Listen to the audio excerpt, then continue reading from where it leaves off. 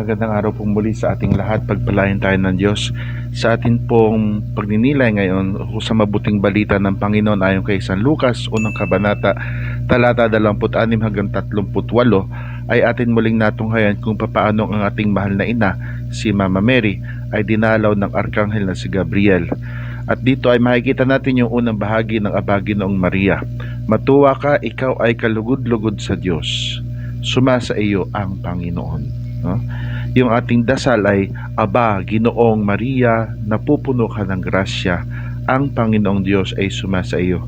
Alam po natin na sa sinaunang Tagalog, ang salitang Ginoo ay hindi para sa mga lalaki lamang, kundi lalo tigit sa mga kababaihan.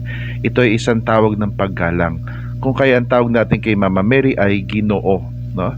Dito ay tiningnan natin kung paano ang Panginoon, ang Diyos Ama, sa kanyang panukala na tayo ay iligtas, ay nagloob na ang ating mahal na ina na si Mama Mary, na tinatawag nating ina, Mama Mary, sapagkat siya ay ating tunay na ina, kung papaanong si Maria din sa higit na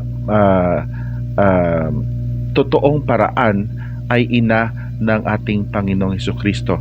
Dito sa salaysay sa pangyayari sa mabuting balita, nakita natin kung papaanong si Hesukristo ay bilang anak ni Mama Mary ay talagang sa panukala ng Diyos ay nabuo yung kanyang pagkatao, lalang ng Espiritu Santo sa sinapupunan ng ating mahal na ina.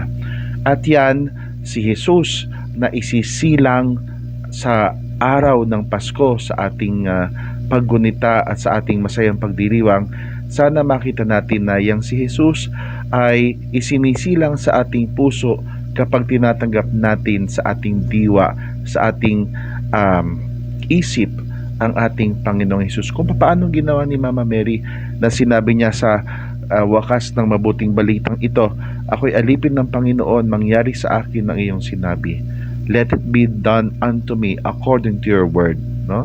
Na sana ganyan ang ating sinasabi lagi, na sana ang salita ng Diyos ay sumaatin.